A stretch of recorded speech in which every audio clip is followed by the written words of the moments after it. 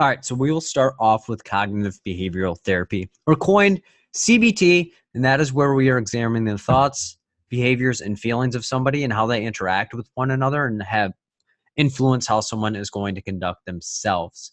The emphasis is going to be placed on the person's thoughts and behaviors because we're not able to really change how someone feels because feelings are innate.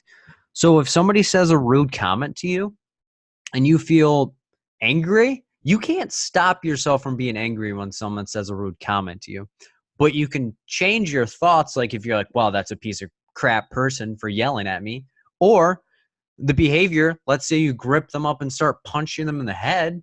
We can change the way that you think about that person and the way that you subsequently behave around the stimuli of that person yelling at you.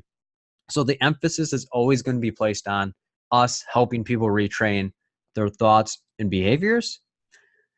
And during the therapeutic work with someone, we will explore maladaptive or negative thought patterns that can influence how someone behaves with the ultimate goal of getting a different outcome than we currently have.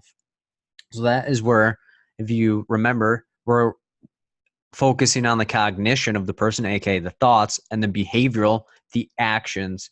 And then we're doing this in a therapeutic setting. So an example, when thinking about taking the ASWB exam for the second time, after failing the first time, I get worried and feel like I'll fail over and over again.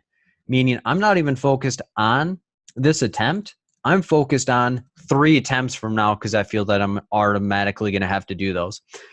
If I wanted to retrain myself, whenever I think about the exam, I tell myself I'm intelligent, brave enough, and can conquer anything I set my mind to, rather than me thinking I'm inadequate, unable to do this, this is how it's always going to be, and there's something wrong with me. If I walk in there feeling like I'm intelligent, confident, and could basically run through any wall like the Kool-Aid man, I'm going to probably do a lot better than if I'm self-defeating myself and negatively talking to myself.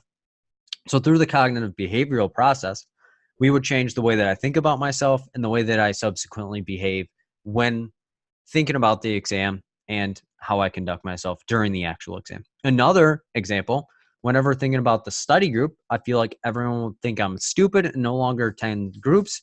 As a result, I stumble over my words and run away from the keyboard. So prior to tonight, let's say I was thinking, oh my God, they're not going to like me, or there's so many people, they're going to boo me off, or I can't handle this.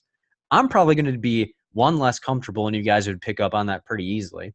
Second, you're going to be like, why am I paying this guy to do this? Or why am I attending this if he doesn't know his stuff and is stumbling over words and not really able to hold an intelligent conversation or instruction? But let's say I CBT myself. So whenever I think about the study group or during the study group, I tell myself that people will take away what they find helpful in return for more groups if they did find it helpful or if it's before their exam. So I get myself hyped up and deliver the best possible study group that I can at this given moment based on who I am and what I know. So when the thoughts and behaviors change, it'll influence a different reality, which causes different results. Positive energy creates positive results. Negative energy creates negative results. What you view the situation as is subsequently what you're going to get out of it. So from a negative mind frame to a more positive one, because we want everyone to be positive and build themselves up rather than be negative and drag themselves down. So when we address someone's situation by helping them change their thought patterns and or behaviors, we will impact the reaction to a different situation, or if they encounter particular people, time, or triggers in their situation, they will behave in a different manner. So we'll attempt to change someone's reaction to a stressful situation to influence their thoughts and behaviors in the future.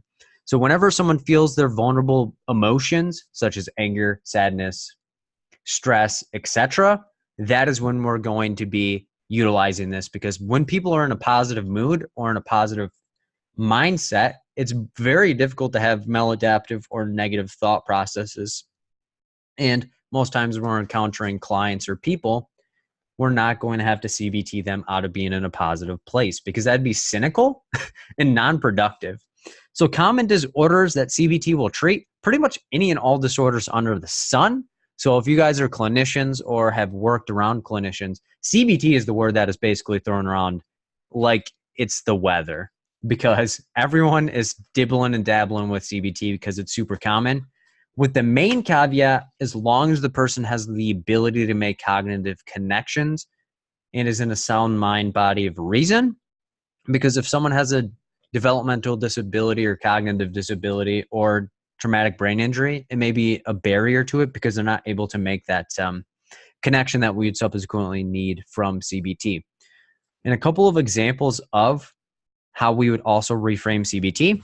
Let's say Carl has a date with Annette that they've been talking to for the past 3 months. Carl does not feel he's worthy of a relationship and avoids talking during the date.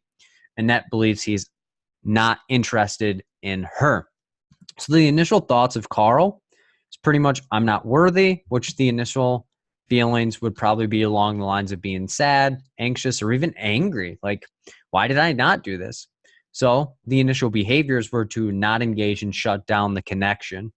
So an alternate reality where we work with Carl and build them up and change his thoughts and behaviors. Healthier thoughts are, I'm enough, and she wanted to go on a date with me. You get a date, you're in a little bit. So the healthier feelings, he's happy, he's excited, a little bit nervous because that's natural reaction, and confidence. So the behaviors discuss about himself and attempt to develop a relationship. Different reality, different results. So what you put into the situation is often what you get out of it. Another example, Philip is preparing to do a study group on client interventions. He's not sure whether people will like his style or not. Feels like people will leave the group and hate him forever, so he does not do the group. Just doesn't show up. Just ghosts everyone and falls off the face of the planet. So the initial thought of, I'm going to fail. No one will like me. I'm inadequate. And the feelings are going to be fear, shame, and even embarrassment. Like, oh my God, I just messed up. No one's going to listen to me. I'm a fool. So my behavior, stumbling over words, avoiding people's questions, or like evading them. So if they ask you a direct question, just be like, I'm not really sure. Or just talking your way out of it. Or leaves the entire session. Midway session, let's say right now, stumble over my words, say something that I view as ignorant, and then just leave. You guys be like, where did this guy go? So an alternate reality through CBT would be, I'm going to succeed, everyone will enjoy the study group, and they're going to learn something in some way, shape, or form. The feelings there, still fear because that's natural, excitement and joy because you are going to empower and provide that resolve. And then the behavior, deliver the best lesson of my entire life up to this point, because that is where you just keep progressing and building on what you have. So now moving into a different modality, behavioral modification. And the emphasis is going to be placed on the client's identified behavior and actions that they would like to change. Remember, the biggest decider if a treatment is successful or unsuccessful is going to be the client's motivation. So if they are trying to change a behavior that's important to them, their buy-in is going to be significantly higher than if it was just willy-nilly and it's somebody else's. So the therapist or social worker follows the client's lead and does not push them into anything they do not want to do. Again, this isn't us forcing people and commanding. This isn't us controlling anyone. They have to guide their treatment and guide their services in some way, shape, or form of what they would like. So the change is going to be based on the reactions to reinforcements, punishments, and or a mixture of both. So this was a lot of people are like, oh no, I struggle with positive reinforcement or negative reinforcement or positive punishment and negative punishment. We'll sit back and we'll see what we can do about that. So the motivation of the person is involved with the change, and this is the main driving force of it being successful. The social worker can influence and motivate the client via reinforcements and or punishments, but the client is the main change agent. So if they're not invested and don't want to be put into a situation, these positive reinforcements or negative reinforcements or positive punishments and negative punishments are not going to be possible, because you can't motivate someone that is not otherwise motivated. We have to have the intrinsic fire of being able to do something beyond themselves.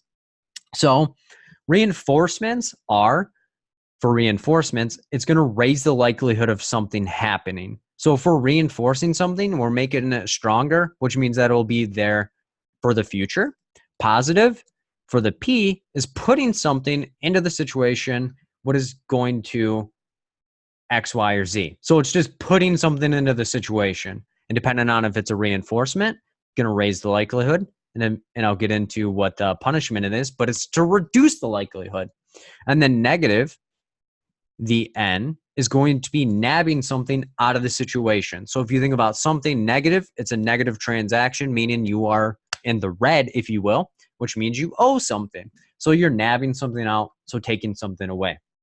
And then punishment is going to be where we're punishing someone. So we want to reduce the likelihood of something happening. So keep that in mind as we coast through these. So positive, reinforcement. Positive, putting something into the situation. Reinforcement, to increase the likelihood of it happening. So this is adding something into the situation to help provoke change in the client's situation by increasing the likelihood of a positive behavior.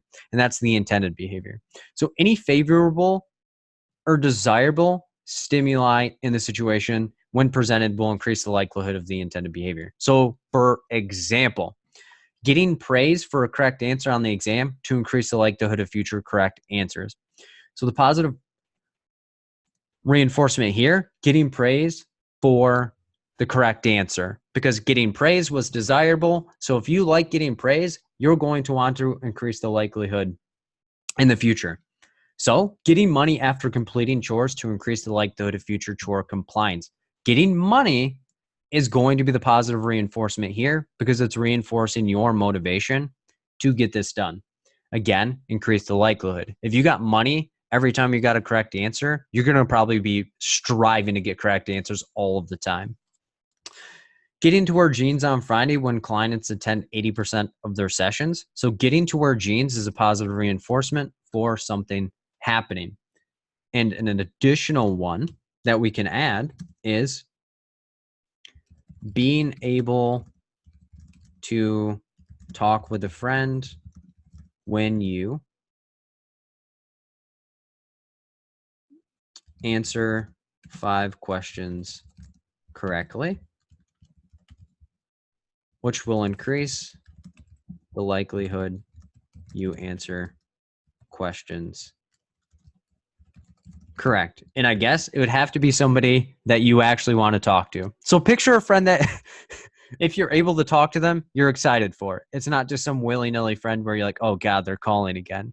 So getting to talk with a friend, which you don't get to talk to very often, and you're super duper stoked about it, when you answer 5 questions correctly. So you're going to keep trying to hit these 5 question increments because you want to get that reward at the end of the tunnel.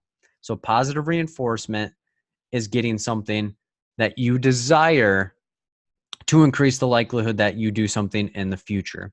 Negative reinforcement is, again, negative, taking something outside of the situation. Reinforcement, increase the likelihood. So it's the removal of something undesirable because, again, if it's increasing the likelihood, you don't want that in your situation. So it's going to increase you doing that behavior. So the intended goal is to increase the compliance and likelihood that a behavior is repeated. So keep this in mind. So putting your seatbelt on in the car will eliminate an annoying sound and will increase the likelihood that you put your seatbelt on again. So putting your seatbelt on and eliminating the annoying sound. So in this, the negative reinforcement is going to be the elimination of the sound. Why? To increase the likelihood. So putting your seat buckle on was the behavior, but the negative reinforcement around it was eliminating an annoying sound. Why? Because negative, taking something out of the situation, which is the annoying sound. Reinforcement, to increase the likelihood. Taking out the trash from your kitchen will prevent you from having to smell bad things throughout the week. Again, taking out the trash is going to be the behavior, but the elimination of bad smells is going to be the negative reinforcement. And then you will work out to be able to fit into clothing that you will enjoy. Someone will work out to prevent from having to buy clothing. Again, you will work out, which is a behavior that you may not enjoy entirely. And then the negative reinforcement is being able to fit into clothing, could be one of them, or not having to buy clothing could be another one of them. Again, it eliminates something undesirable, aka if you don't like buying clothing. But if you love buying clothing, this may be more motivation to do it, but I digress. And again, punishment is push the motivation down and decrease the likelihood of a behavior. So positive, again, adding something into the situation, punishment to decrease the likelihood. So if we're trying to decrease the likelihood and we're adding something here, it's going to be adding something undesirable into the situation to decrease something happening. So, for example, spanking a child for misbehavior is going to be something undesirable to decrease the likelihood the child will behave in a negative manner in the future. Again, positive, add in something, aka the spanking, punishment to decrease the likelihood. So the spanking was an undesirable thing added into the situation. Someone will hit you with a baseball bat every time that you yell at them. This would decrease the likelihood that you yell at them again. Again, getting hit with a baseball bat would be that positive punishment. You are getting clubbed in the head, which is something that you would not desire, for you to not yell at somebody. Another example, studying for the ASWB and the power goes out every time, so you stop studying to reduce the likelihood of your power going out. Again, your power goes out every time that you study, so you're probably going to not study if you have that magical thinking and think they're connected. And then negative punishment, negative, again, is going to be, you guessed it, taking something outside of a situation, punishment to reduce the likelihood. So if we're taking something out and we're reducing the likelihood, it's going to be taking out something that we desire in our situation. So it's removing something desirable from a situation to reduce the likelihood of a bad behavior in the future. So keep that in mind as we go through the following examples. So taking a child's video game away for misbehaving to reduce the likelihood that they misbehave in the future. Again, taking a child's video game would be the desirable thing. They desire their video game, but they are not going to misbehave in the future. Another example, losing a paycheck when you violate a work rule to reduce the likelihood that you violate again. Losing a check because we like getting money and we like getting paid so that way we can sustain life. But if you violate a rule and lose a paycheck, you're probably not going to violate that rule ever again. Failing the ASWB exam and losing your job to reduce the likelihood that you fail again. So losing your job would be something very, very negative in the situation, but it's going to increase the motivation that you pass in the future.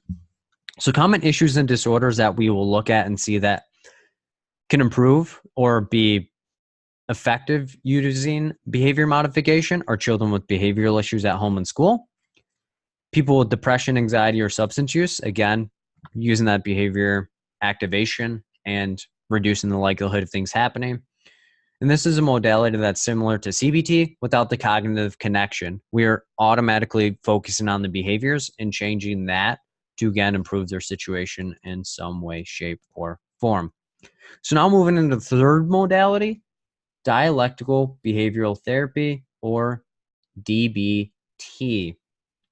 So it's often broken into 4 treatment categories and stages, and they are as follows. We have mindfulness, emotion regulation, distress tolerance, and interpersonal effectiveness. So we'll start with mindfulness. So this helps the person to be more focused on the present situation, which will allow for the client to begin letting go of the past and their expectations of what they would like to see in the future. Again, not trying to have control over situations and just accepting things how they are. The goal here is to overcome cognitive dysregulation or thoughts negatively impacting someone's life, which causes them to self-sabotage. So for example, someone fails their exam and then they start self-deprecating and saying, I'm inadequate, I'm not intelligent enough, the materials that I utilize, I'm not learning well enough from them, or there's something wrong with me. This worked for my friend, but not me. Again, making those connections that aren't entirely connected. So the person allows for things to be what they are and not trying to control the results or events and they simply embrace what is, saying, yes, I failed the exam, but what can I do in this situation to improve it? What were the positives in my situation? and how can I propel myself further and closer to the goal that I have. Emotion regulation helps the client to better understand their emotions and where they come from. Try to mitigate impulsive decision making. So people that would be treated by DBT kind of are impulsive and don't think ahead, and often don't care about the consequences that happen to them until after the situation is over. So thinking before reacting on their emotions. So take a second to think allows for the client to ensure what is going on and is actually going on in their situation. So a lot of times people react on impulse without a lot of clarification on what their situation looks like and what could be helpful for them. They just feel like everything's a desperation attempt, so they have to react. So going back to the exam example, let's say you studied really, really hard. You had a style, you had a routine, and you failed by a couple of points. Let's say by 2 points, right? And then you go and buy an entire program in another book and think that's going to save you and make up those 2 points, rather than looking at your situation, seeing what could have been improved and what small changes that you could have made to make that small margin increase. Again, reacting on impulse and then almost regretting the decision later and getting more confused based on what you have done in the situation. So it allows for someone to have better control over their emotions and actions to influence and or change any unwanted emotions to help reduce amplified expressions or reactions. So a lot of times you'll see people just shoot from the hip, if you will, and do what feels right and then regret it and have to mend the relationships because they cuss someone out, yelled at somebody, or again, hurt themselves. So distress tolerance is where we have to help them tolerate distress better. So it helps the person to get through stressful situations and events without making situations worse than they are due to the reaction stimuli. Meaning, I got information from somebody and then I just started freaking out on them rather than sitting down and saying, okay, what's going on in the situation and what can make it better? So being able to better handle such stressful situations, which will enable the person to practice patience and letting go of things outside of their control, which can breed connection with others and themselves. If they feel like people aren't out to get them or people are trying to destruct them or manipulate them in some way, they may get some trust with people, which again might make the next stage a little easier. So an example here, someone hears about a death in their family and they're not sure what to do to cope. Subsequently, the person attempts suicide. They don't know any other way to cope with situations, so they try to harm themselves in some way. In this situation, taking a moment to process and allow for the control to be outside of themselves would allow for them to cope better. So taking a moment to utilize their supports in themselves could prevent from things that they may regret in the future. So let's say somebody attempts suicide, they don't complete, and they have irreversible neurological damage or physical damage, meaning let's say they're paraplegic now. And if they would have took a moment to relax and think the situation through, they might have not done it if they'd known that that would have been the consequence. So the goal is to eliminate and reduce the likelihood of impulsive decision making and to increase the person's ability to react to stressful situations as well as distressful situations in their life, which allows for people to integrate and develop experiences and grow from difficult situations. That's where stress can be one of the most helpful things. And mistakes or failure can definitely propel you further and give you lessons that you otherwise wouldn't have received if you succeeded in everything the first time. So if you think about most of the knowledge that you have and the way that you conduct yourself was based on your failures or failures that people have told you about and you thought were not a good idea for you. Then moving into the last stage of the interpersonal effectiveness. This allows for a person to form healthy relationships with others. Again, emphasis on healthy, because most times people that are going to be receiving DBT are getting into manipulative or abusive relationships with people, or not mutual relationships where they are getting exploited or they're exploiting other people. So they begin to form meaningful relationships and mutual connections with people. They learn to set boundaries in their life with people and begin to express their needs and their wants in the situation. They don't just succumb to whatever their people are telling is good for them and to appease the person in that relationship because they feel like if they don't do what the person thinks, that the relationship is subsequently over. So we need to ensure that the person is able to function better and navigate relationships without being exploited and or exploiting other people. So the underlying facts of DBT, it's the examination of one's mind and how they react and handle situations. So it's broken into the logical mind, wise mind, and emotion mind. So logic mind, think of logical. So this is where somebody is going to use logic and past experiences to guide decision making and direct thought processes. So they're totally disconnected with the emotional side and they're all rational and stick to the facts. The emotion mind, on the other hand, they are going to use their emotion, feelings, and psychological needs to guide their decision making and direct thought processes. So this person is going to react based entirely on their emotions and what they feel is necessary in the situation without thinking it through. Which, if someone's too logical, it could restrict them. And if someone is too emotion mind driven, they are going to be almost erratic and cause just as much negative consequences as somebody that's stuck in the logic mind. We hope to get people to the wise mind because this is where people start making wise decisions. So it attempts to help find balance between the logic mind, again, being rational and analytical, and emotion mind, or impulsive and or reactive. So someone lives within the moment and is aware of different factors that influence their life, but makes decisions based on the present moment only. They don't let other things that they've been through or other relationships they've been through derail what they're currently doing. So common disorders we're seeing with DBT, borderline personality disorder, and substance use disorders, or subsequently like self-harm, etc., anything like that. So anything that we can think of that someone is very emotional or very reactive or very impulsive, this could be beneficial because it helps people slow down and gets them to develop relationships a little quicker. So now moving on to solution focused, key emphasis is going to be on solution because we are looking to a quick solution to a person's problem or person's situation. So this is going to be a brief modality with the main focus being on quick quality of life improvements. So we are going to help develop goals and help them develop solutions to their current problems and get them back on their feet very, very quickly. So it's based on that miracle question of if anything could happen to you right now, what would you like to see?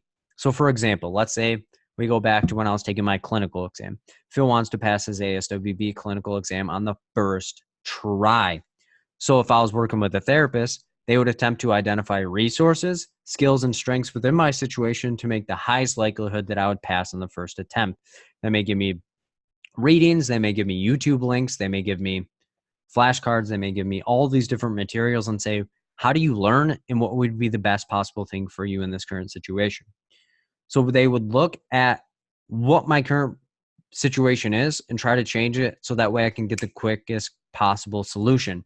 So if they found out I'm an audio learner, they may give me some links to the YouTube videos as well as like audio materials and say, all right, here's this materials, here's these tips. Let's see if we can get you to pass this exam and get you up and running.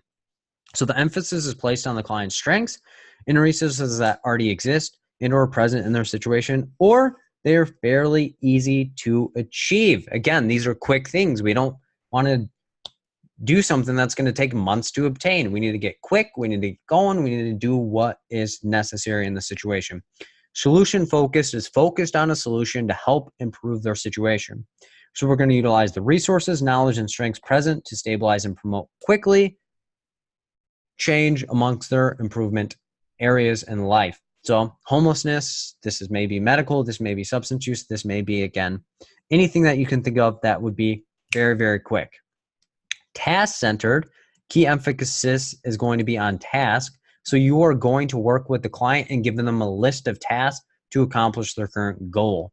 So it involves completing a mission or goal with the client, which requires multiple steps. Again, tasks that lead up to the ultimate prize. So it's a collaborative relationship between the social worker and the client. Specific tasks are or is identified depending on how long the goals and how many goals they have by the client, and a plan of action is developed or established to make the identified change happen.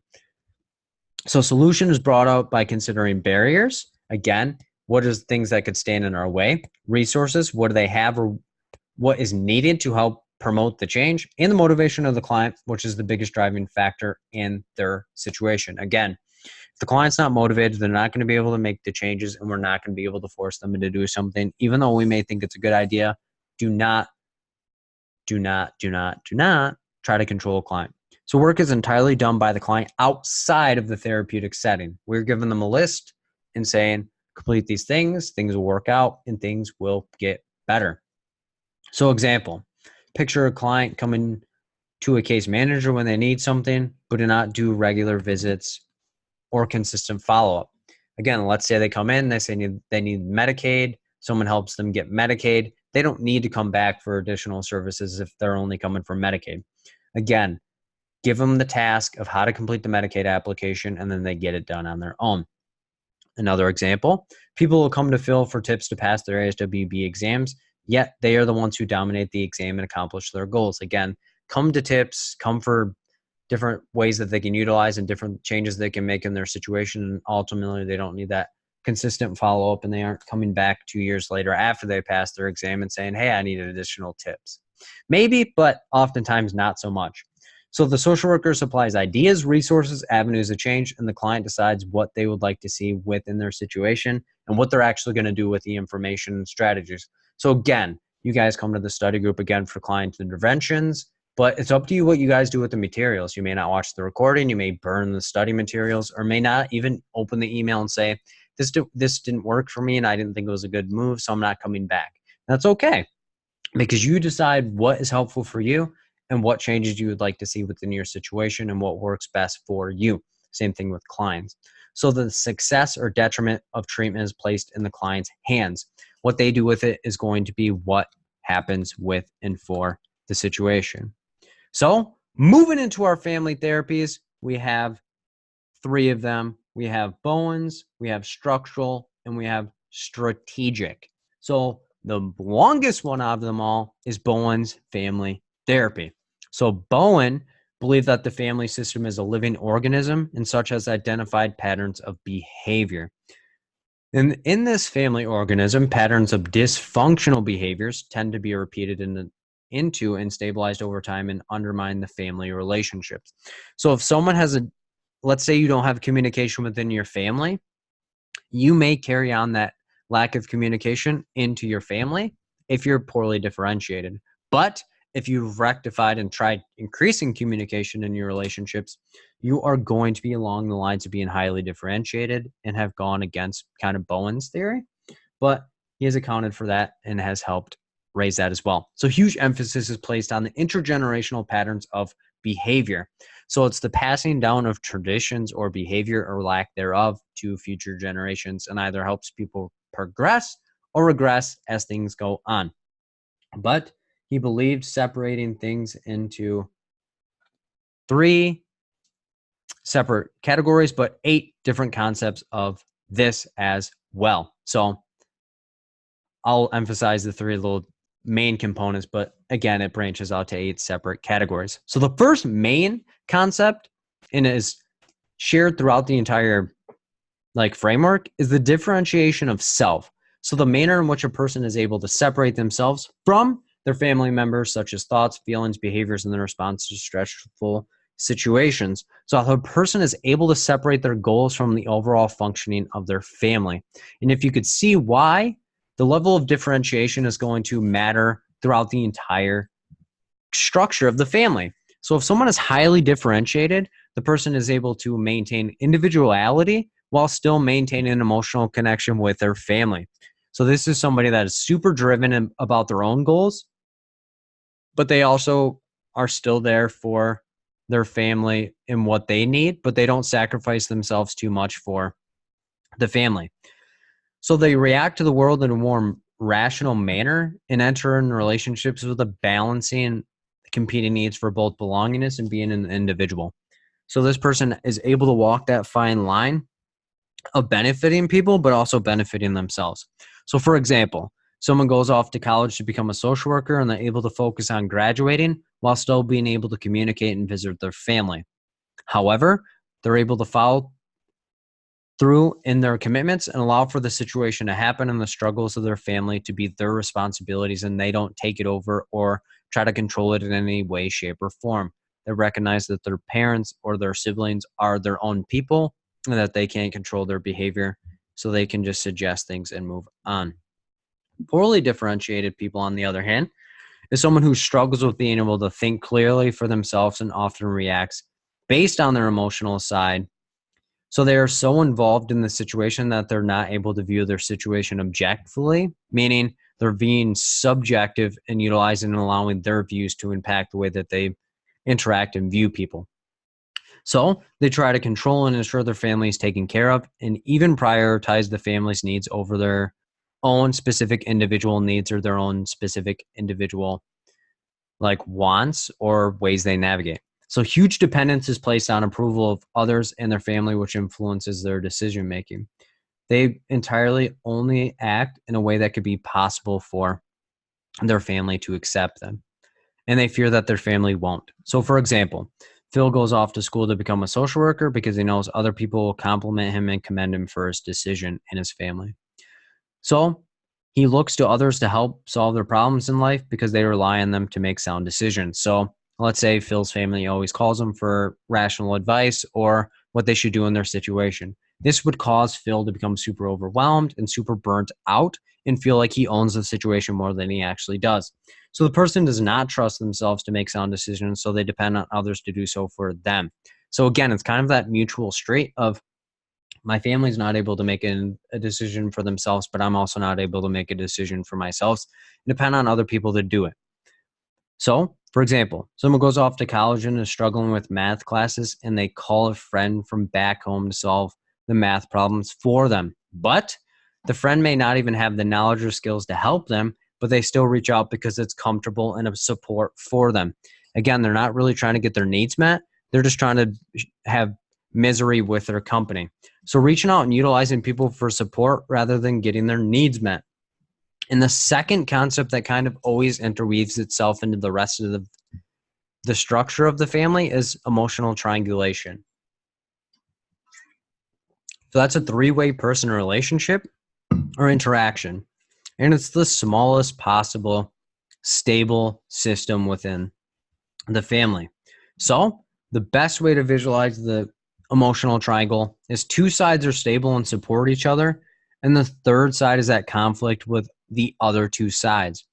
So this could be, let's say you have a good relationship with your mom and she has a good relationship with you, but you're not so close to your brother, and you guys come to each other for support and kind of ostracize your brother. But when there's tension within a relationship or family, one of the people involved goes to the other person to spread the discomfort in the family. So again, if you're close to your mom, but you get into an argument with your mom, you go to your brother for support, even though you otherwise wouldn't. So for example, Phil is mad at his brother, so he reaches out to his mother for support, which helps transfer some of the responsibility and stress to his mother.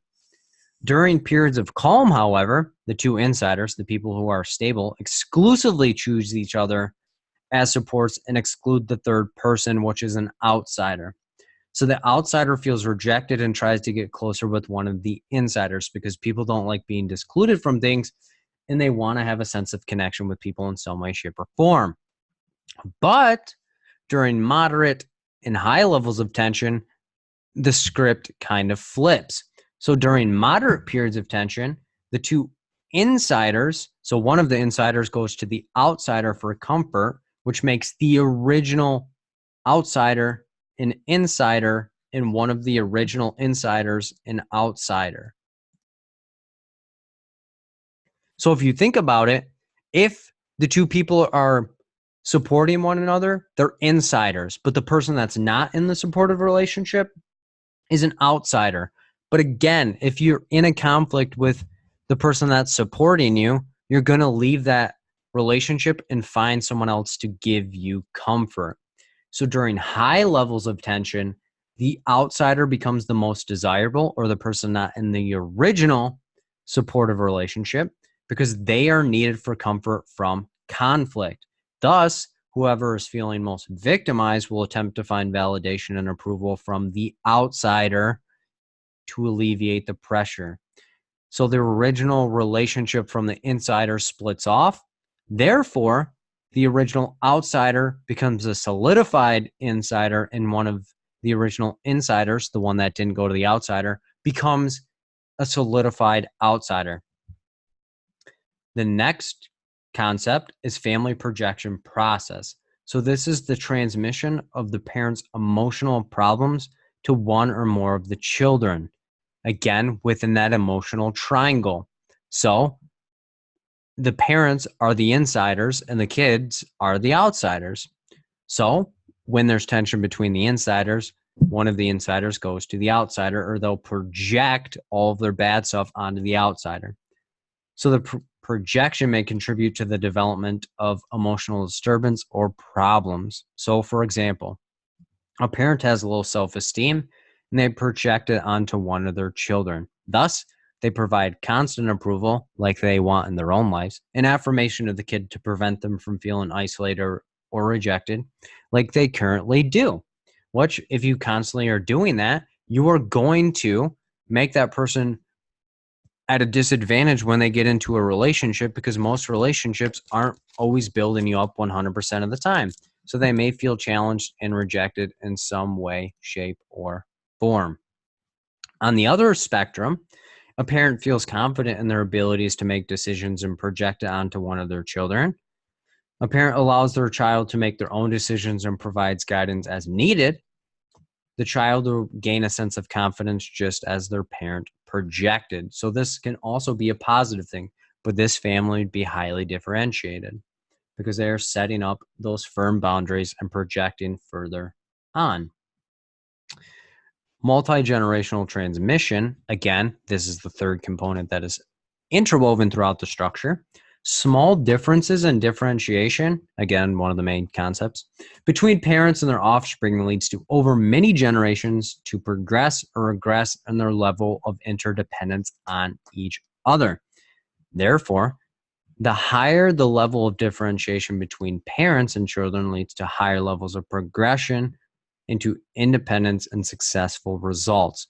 The more focused people are on their own goals and less on their family and taking over other people's problems, the more successful and progression that they can make in their own lives. Therefore, roles, patterns, and emotional reactivity in family structure, if one family is doing it, you're going to lead that on to future generations. So for example, if you observe your parents in the way that they conduct themselves in a relationship, if you think it is a positive thing, you may project that behavior into a future relationship.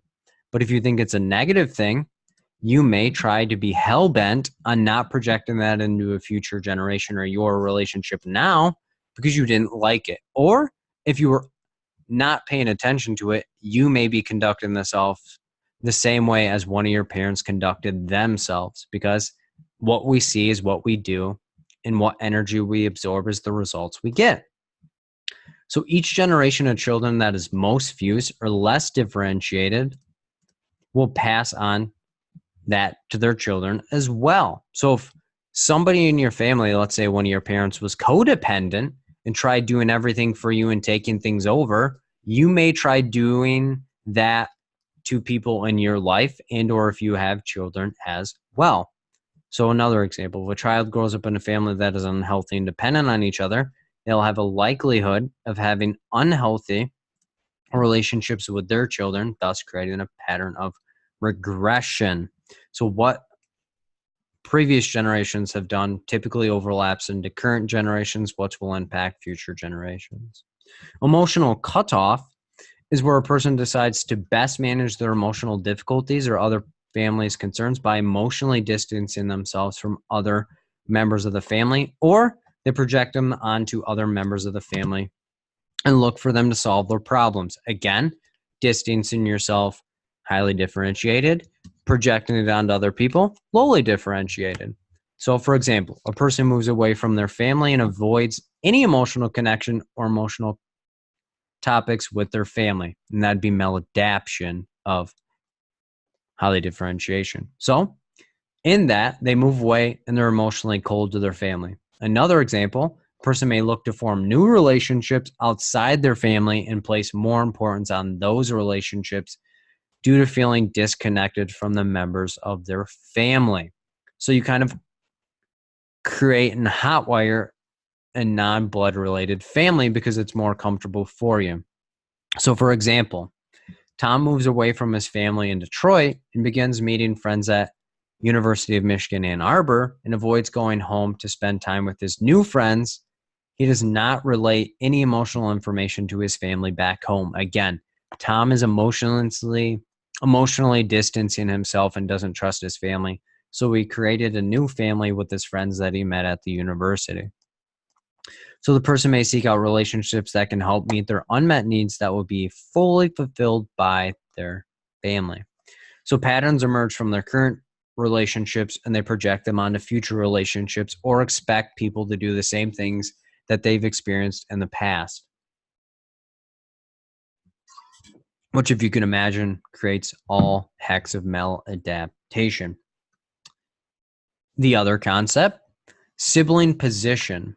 So this describes the tendency of older, middle, and younger children to occupy specific roles. So the oldest child tends to take leadership roles since they have mended and tended to their younger siblings throughout their life. The middle child tends to take on roles both the older child and younger child could get. Therefore, they can be a leader as well as a follower, depending on the setting and situation and the appropriateness of both. And the youngest child tends to prefer roles that would allow for them to be a follower and within situations where they are told what to do, guided and mended to, like they experience. But differentiation can impact these roles pretty heavily.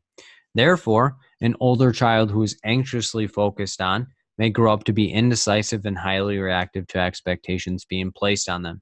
They were projected on, they were degraded, and they were coddled and not able to make decisions in their life, which would make them more of a follower if people have always been directing them or criticizing them and bringing them down in some way, shape, or form. A younger child can fill in the role of an older child when they are more differentiated or they have occupied mending and tending relationships in their upbringing. If they had to be the older sibling to an older sibling or to younger siblings, they will then have subsequently become highly differentiated, which will allow for them to be more comfortable and confident leading or being in leadership positions. So nuclear family process describes the 4 basic family relationships that govern where problems occur in a family, occur or develop. So a person's attitudes, beliefs, and ideologies may be impacted by the development of issues in a family, but the main contributing factor is the emotional family system. So if your family didn't, like when you grew up, you didn't communicate about issues, you're going to project that onto future relationships and not be willing to discuss issues when they arise. Or the opposite, if you had communication heavily in your relationships in your family, you may be more likely to communicate. So in marital or intimate partnerships, this is when a family is in conflict, the anxieties and emotions of both parental figures increases and are projected onto other family members. Therefore, the parental figures may begin to lash out and place emphasis on the shortcomings of other family members. It's easier for people to recognize the faults in people than to recognize the faults in themselves. So they will both seek to have a sense of control in their relationship. So, for example, a child is underperforming in school and both parents are upset. However, rather than focusing on the situation, both parents blame each other for the downfall rather than trying to help the child. One parent may say that this kid is not doing well in school because you're stupid and you never completed school, or you don't have time to help him do homework. It's your fault. Again, not really focusing on the issue, but creating more. So dysfunction within a relation by one of the spouses. So one of the partners pressures the other to attempt to fulfill roles that they desire. So both parents may occupy things that could keep the relationship in harmony. Again, what they decide is what they will, but it's up to them to fulfill the roles that they feel is necessary within the relationship or what they have experienced in their life in relationships. So this can lead to children learning this out of future relationships or carrying out what their parents did or what they've heard is necessary for them within relationships. So they may feel pressure that they need to fulfill specific roles to remain in a relationship. So for example, if when you were growing up, you were told that the mother was supposed to take care of all the kids, do all the cooking, do all the cleaning. When you grow up, you may, if you're going to have a wife, expect the wife to do all of those duties. Or if you are the wife in the situation, you may expect yourself to have to do those situations and expect the other person in the relationship to do other roles and expectations as well. So it's kind of a push and pull and pressure placed on people where they otherwise don't know that it should. And then the last concept is societal emotional process. So this examines how this principle affecting the family applies to the emotional system of the society. Again, this is going to look at the level of differentiation and how impacted they are by society. So it examines the current behaviors, ideologies, and traditions within a family, which help them either progress or regress in some way, shape, or form from generation to generation. Again, Bones is all about intergenerational overlap and ways that we can examine that and how it influences future generations. So regression would be that society acts to alleviate anxiety, tension within a family, and they have little thought on the consequences of the future. So, depending on others to survive and thrive would lead to instability, which means if you're dependent on other people and emphasize and place emphasis on the society's view of you, you're lower, like poorly differentiated or lower levels of differentiation. Because again, if you're highly differentiated, you're able to say, this is what society expects out of me, but this is what we're going to do because it works best for us and with us in our situation. So progression, on the other hand, is where the person is making informed decisions with the future in mind. So the family depends on their own resources and is able to survive and thrive without or very little societal influences. They're able to say, hey, we'll dip and dabble on this, but we're ultimately going to pave our own paths and develop an empire on our own. Again, the level of emotional reactivity based on the pressures of society. So getting into structural as a second family therapy. So structural is all based on the structure of the family. So if you think about structure, there are boundaries within structure.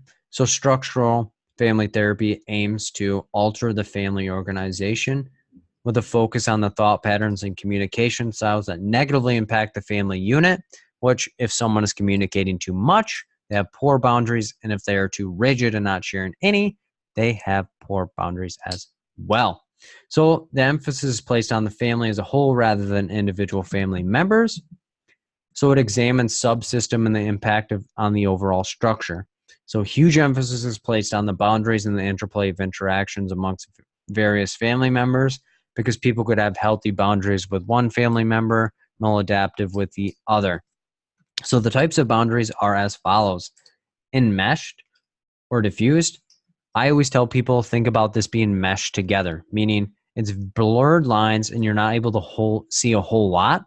So this is the failure to keep the life separate enough without it. So this could be a parent telling a child too much information. This could be a child just knowing way too much about it. So they lack boundaries or a sense of self within a relationship. If something is known, it's shared immediately. So it's difficult for family members to establish a sense of self or independence if someone is always up in your business and trying to change and tell you what they think is best for you. So it's difficult for people to branch out outside of their family, because most times if you're oversharing in your family and then you expect someone outside of the family to overshare, it's going to be very uncomfortable for the person. So you're not going to have a whole bunch of continuation outside of the family. So you're going to have to learn how to communicate in a more appropriate manner. This is where the parent becomes overly involved in the child's life and will use them to live out their unfulfilled dreams and goals as well. So this is where a parent could center all of their actions and emotions on the child and use them as an emotional support as well. Meaning, let's say the parents are getting a divorce and the father starts talking to his son about how the mom had an affair and how she has a drug problem or drinking problem. And the kid is not supposed to know all of those things. So it leads to the kid having to live and be more of a adult than they wanted to. And this is often seen when a child and parent are best friends. Another example of this is where the parent tells their child they're cheating on their parent or vent to them or use them as an emotional support in some way, shape, or form. Or the parent forces their child to play football because they would like them to do what they hadn't done, or because they feel like they have unfulfilled goals and they want to vicariously live through them and push them to the potential that they were never able to reach. So then kind of on the other side of the island is disengaged or rigid. So enmeshed, there were no boundaries. Rigid, there's extreme boundaries where there's very little for people to be involved. This person doesn't share a whole lot about themselves, and they tend to stay to themselves for the fact that they don't want people being in their business or to manipulate or utilize them in some way, shape, or form. So they tend to distance themselves from others in the family and only share particular things. Huge emphasis is placed on autonomy and independence, which lowers the value of emotional connectedness, support, and affection. This person would rather value their prestige and career on being connected with people. They tend to be unaware of the problems occurring within the family because they don't want to be involved and they don't want to have to be able to be the person that has to take over and do it. But they also find it difficult to support other people in the family due to the fact that they're not close to them and they're very distant and closed off. So a couple of examples of rigid or disengaged. The family lives in the same house but don't know anything about each other. They just pass by and they're more like compadres than anything else. The two people have a conflict but don't talk about it or ever acknowledge it. So let's say I got into an argument with my brother. We just don't ever talk about it and let bygones be bygones. We just cut each other off. Another example. Phil recently got into a car accident and doesn't tell his family about it since he feels like they will not care anyway. Again, takes care of his own situations and his own worries and situations on his own. Clear and healthy boundaries is where a person obtains a sense of personal autonomy and identity, yet they allow for a sense of belongingness and connection within the family. This would be a highly differentiated person if we want to go back to Bowen's concept. So in an environment where a person is comfortable with their feelings, experiences, and thoughts without much judgment, rejection, or criticism from the people around them, they have effective communication and respect of personal space and information being kept confidential, and they don't pry and try to overshare with people around them. And compromise and accommodation with their relationship exists, and understanding that there may not be mutuality all the time, but there's also going to be some push and pull and give within the relationship. So an example, Phil is able to call his brother and process his frustrations, and his brother is able to do the same without much fear of judgment.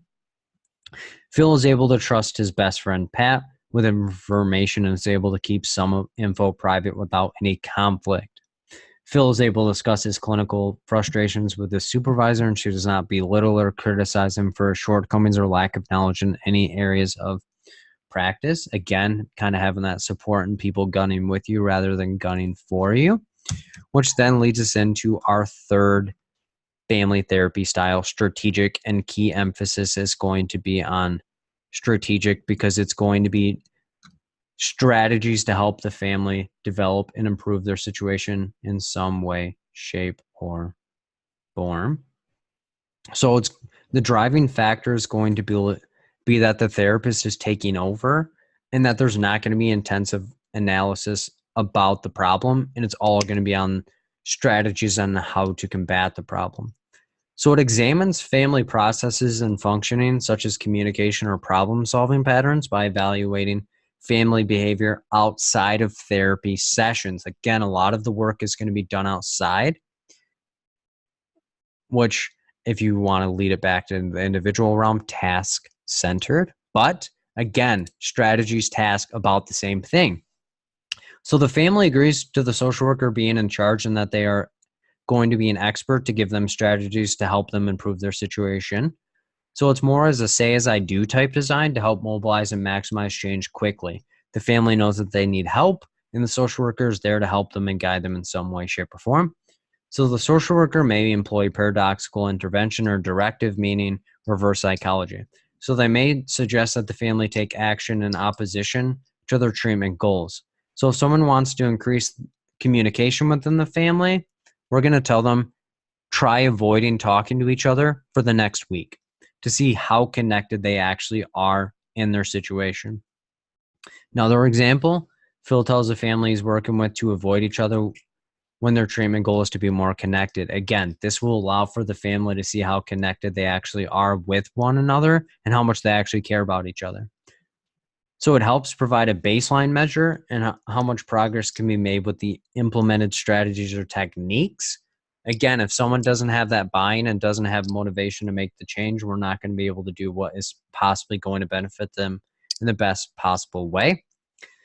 It helps provide us resolve as well, because we're going to be gathering everyone's perspective and everyone's buy-in, because if we're helping a family and they're being compliant with it, we're going to have to find it. So we're going to utilize circular questioning to gather information, meaning we're asking questions to each of the family members to ensure their viewpoint is being heard and addressed, because if we don't have buy-in from everyone, we're not going to be able to change everyone's behavior and be able to have that cohesive nature. So everyone gets a turn to share, so the family's entire situation is being presented, so that way we're able to examine and provide adequate strategies in some way, shape, or form. A social worker as psychiatric emergency agency is completing an intake with a 27-year-old man. This man was brought in by his friend because he has been homeless for the past 2 weeks. The man reports he was kicked out of his house since he stopped contributing to the bills. The man reports having episodes of depression where he will isolate himself for days, experience crying spells, have low self-esteem, and have periods of hypersomnia. What would be the best treatment modality for the social worker to utilize? A, cognitive behavioral, B, solution focused, C, task centered, D, behavior modification. And when you have your answer, type the word happy in the chat.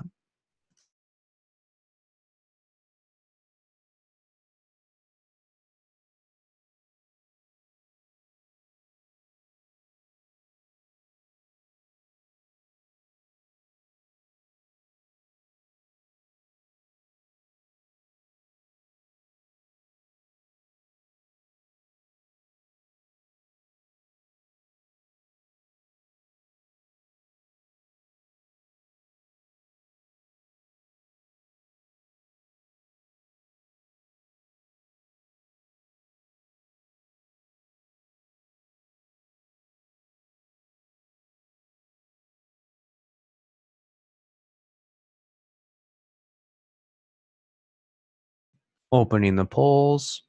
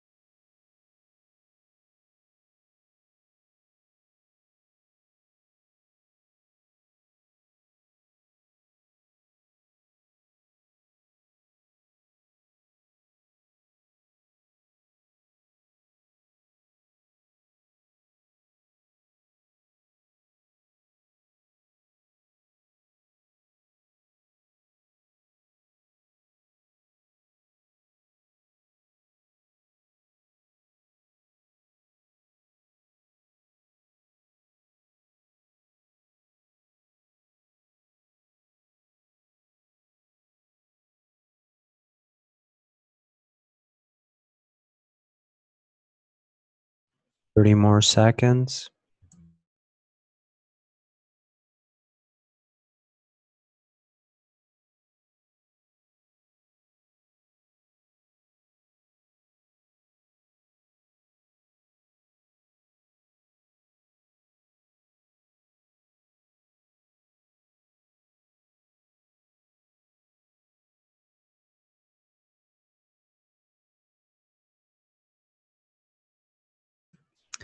Closing the polls. The majority think it is B. Second place is A. Third place is C. Fourth place is D. Let's peel it back. Social worker, psychiatric emergency agency, intake assessment. Our client is this 27-year-old man brought in by his friend because he's been homeless 2 weeks, any length of time that we get, jump on it. The man reports he was kicked out of his house. He stopped contributing to the bills, so kind of neglecting. His episodes of depression, isolate himself, crying spells, low self-esteem, hypersomnia, sleeping a good majority of the time. So we are going to have CBT, and this allows for someone to change their perspective of their current situation by examining the interplay of their thoughts, feelings, and behaviors. Solution focused is going to be looking for a solution to a client's situation to allow for quick quality of life changes. Task centered is providing the client a list of tasks to accomplish outside of the agency to accomplish their goal. Behavior modification, working with the client to achieve a change in their behavior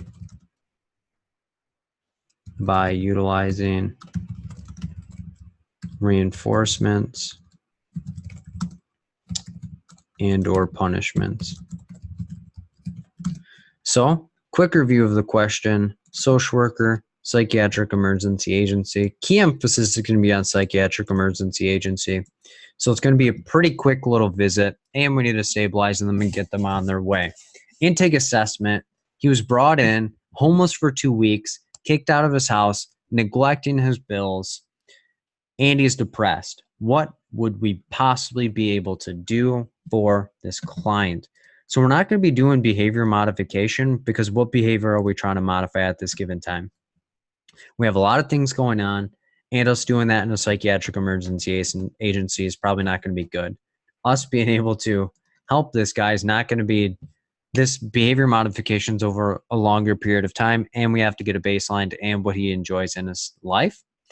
So it's not going to be cognitive behavioral therapy either, because CBT is a longer modality as well. And what is the problem that we're probably presented with here? We have to stabilize this guy. Utilizing CBT in a psychiatric emergency agency is probably not the best move, because that's always going to be targeting only half of his situation. So do we want to do solution focused, where it's coming up with a quick solution to improve his life, or task centered, where we give this guy a list of things that he can utilize outside of us to accomplish a goal? So task center is going to be ruled out in this situation, because it's solution focused. We need to help this guy find a quick solution to improve his situation of homelessness as well as his depressed moods. We're in a psychiatric emergency agency. Our visit's going to be very short, and we need to stabilize, mobilize, and get him on his way. So that is how we would examine that question in particular. Question 2. Social worker at a private clinic meets with a 35-year-old male who reports having difficulty forming and maintaining relationships. The man reports that every relationship he has been in, he feels like the person does not care about him, regardless of how much he feels like he does for them. The man reports that whenever he feels rejected, he will utilize substances to cope with the perceived loss. During his most recent relationship, he reported spying on his girlfriend whenever she would go out with friends to ensure she was not cheating on him. What would be the most effective modality to treat the man? A, cognitive behavioral therapy. B, solution focused. C, dialectical behavioral. D, behavior modification. And when you have your answer, type the word secret into the chat.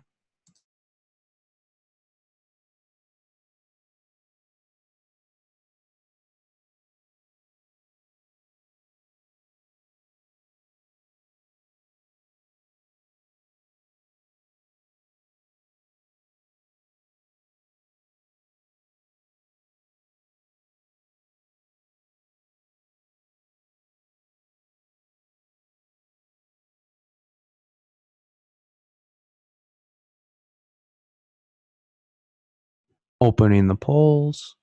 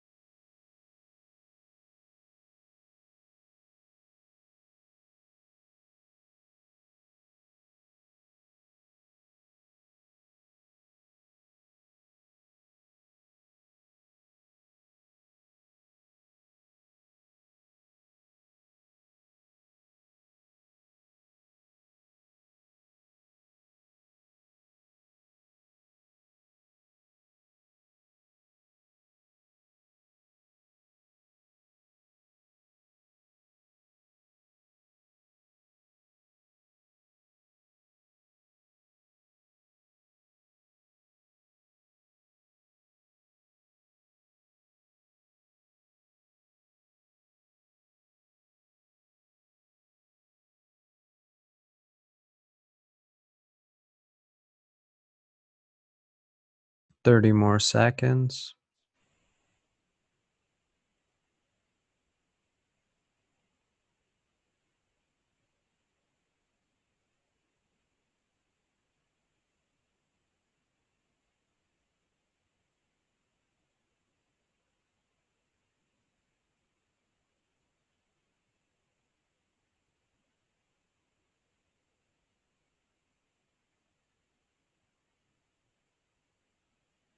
Slapping the polls shut. The majority think it is C. Second place is A. Third place is D. No one touched B. So let's look at it. Social worker, private clinic, 35-year-old male, difficulty forming and maintaining a relationship, so that relationship instability. Every relationship he feels like they don't care about him, so feelings of emptiness and having unstable relationships. He feels like he does a ton for them and it's never enough. Reports whenever he's rejected, utilizes substances about the perceived loss. He reported spying on his girlfriend when she would go out with friends. He feels like she is going to cheat. So, again, cognitive behavioral therapy, working with someone to change how they view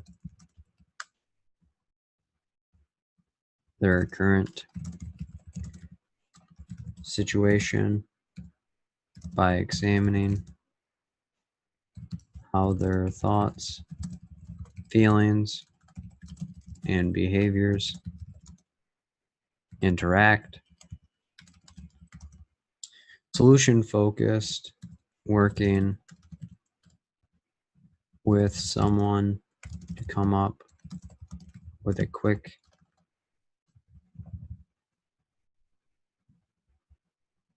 solution to an identified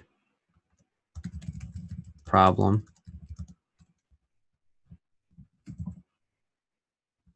to help improve their quality of life. Dialectical behavioral therapy, working with someone to better handle their emotions, impulsive behaviors, and their ability to stay in the moment,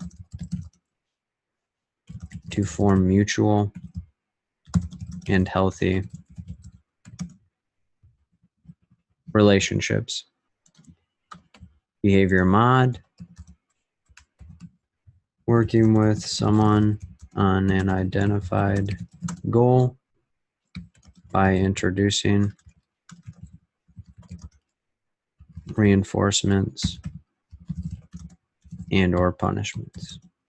So quick review, private practice, 35-year-old man, difficulty forming relationships. He feels like they don't care about him. He's doing a lot more than they're doing. He feels rejected. He's utilizing substances, and he spied on his girlfriend. Anxiety that she is cheating.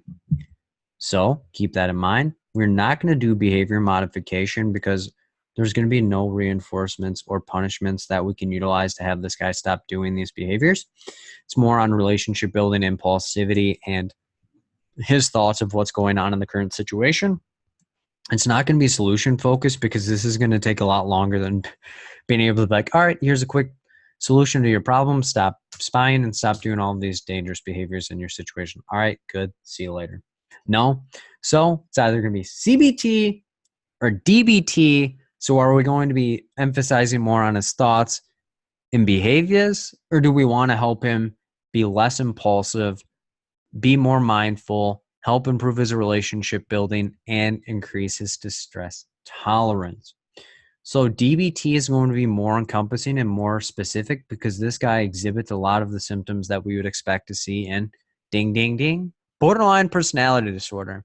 So yes, CBT could be effective, but let's get more specialized treatment to address his specific symptoms. It could not hurt him to do CBT, but let's get him into DBT because that's more focused on his situation, more of his impulsivity control.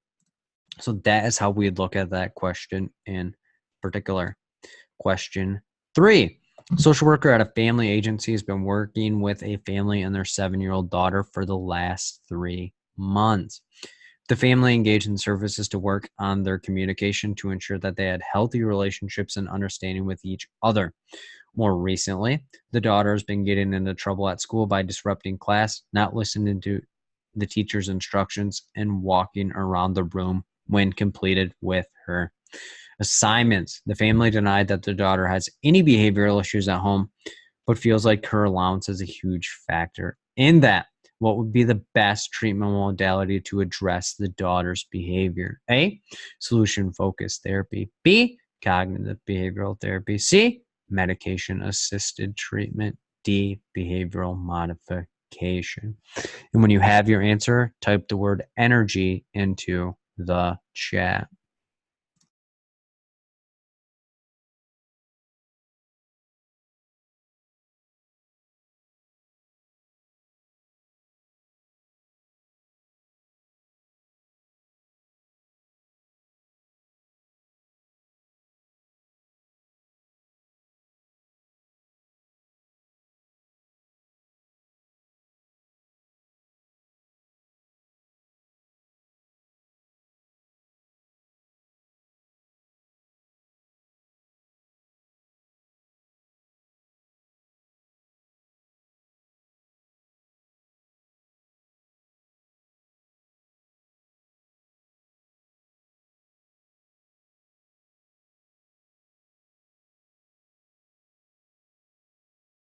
Opening the polls.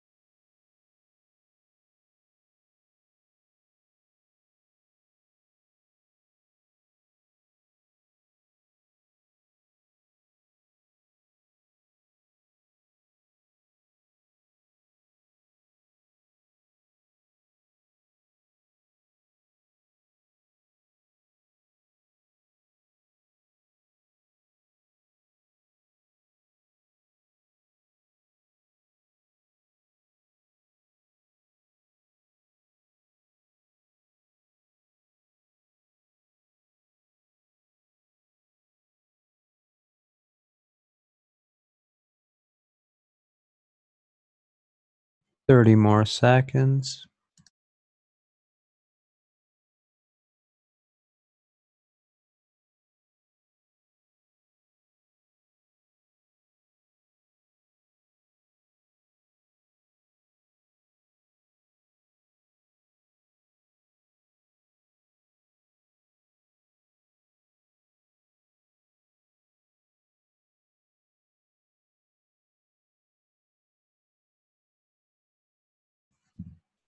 Slapping the polls shut.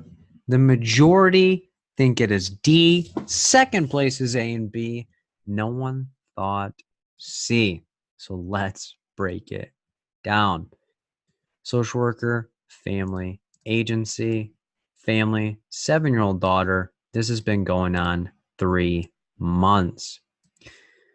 They originally engage in services for communication, and they want to make sure they understand each other. The daughter's been getting into trouble at school, disrupting class, not listening, and roaming about the room. The family denies that there's an issue. They feel like her allowance is a big factor.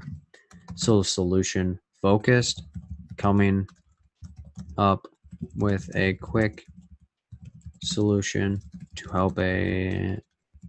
help someone improve their quality of life and work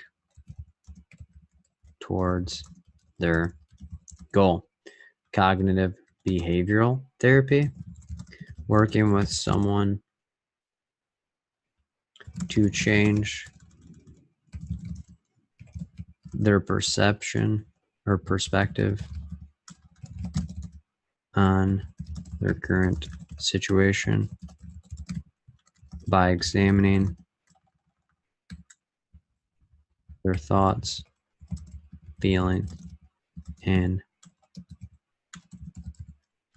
behaviors. Medication assisted is providing someone medication to help address a behavior in their life. And then behavior modification, working with someone on an identified behavior by introducing reinforcements and or punishments. Quick review: family agency, family, 7-year-old daughter. It's been 3 months. They want communication and understanding. Daughter has started having maladaptive or disruptive behaviors at school, and they don't have any issues because the allowance is a huge factor. And leaps right off positive reinforcement. So we're going to rule out solution focus because there's no way that we're going to be able to come up with a quick solution to this problem. She's also 7 years old. So being able to try and tell a 7-year-old this is what you need to do and this is how we're going to get it done, pretty lofty. Medication assisted, immediately slapped away because we're not going to give this 7-year-old some meds. So are we going to work with a 7-year-old to change the way that she perceives her situation by talking to her about thoughts, feelings, and behaviors? Or are we going to utilize the system that is already established by the family by giving her rewards for good behavior? So 7 years old, not doing CBT because most times kids are not going to be able to identify how their thoughts are linked with their feelings and how it subsequently interacts with their behavior. So know your crowd, know who you're helping, and let it guide your answer. So with that said, we are looking at behavioral modification. So that's how we look at that question in particular. Question 4. Social worker at an outpatient clinic is meeting with a 25-year-old female who presents with symptoms of anxiety. The woman reports that she has been feeling on edge and unable to focus on goals in her life.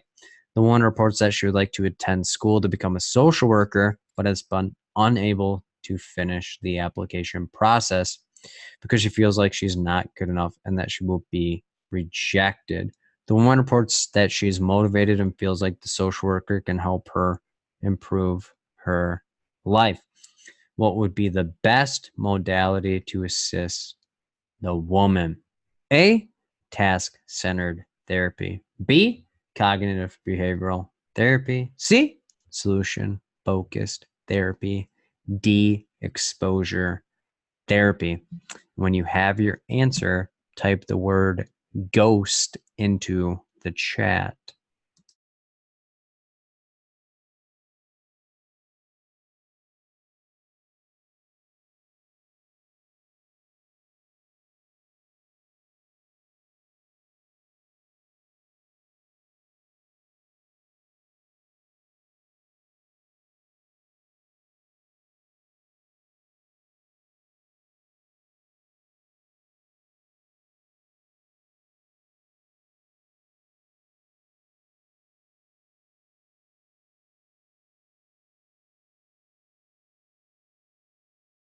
Opening the polls.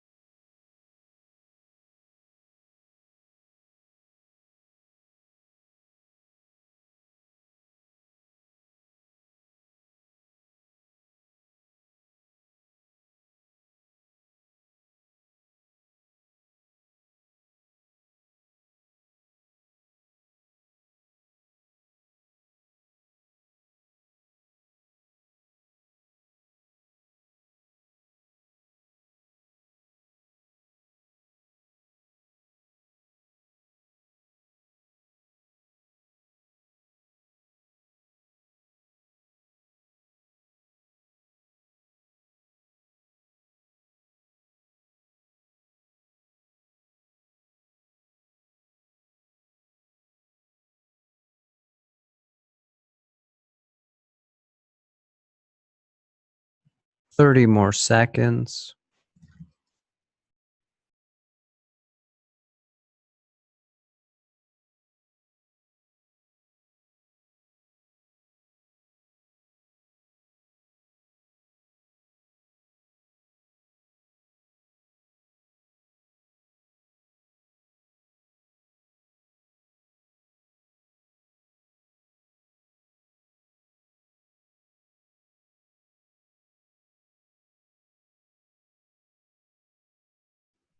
Slapping the polls shut.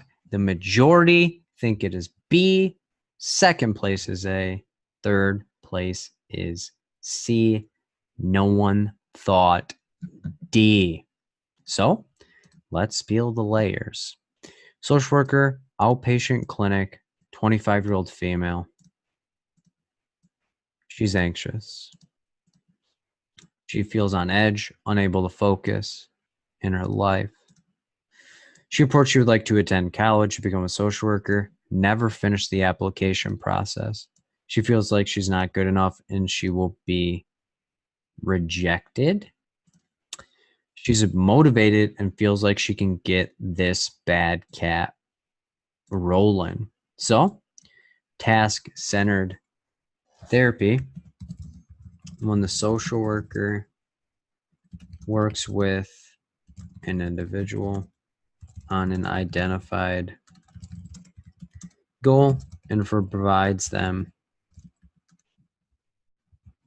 tasks to complete outside of the agency.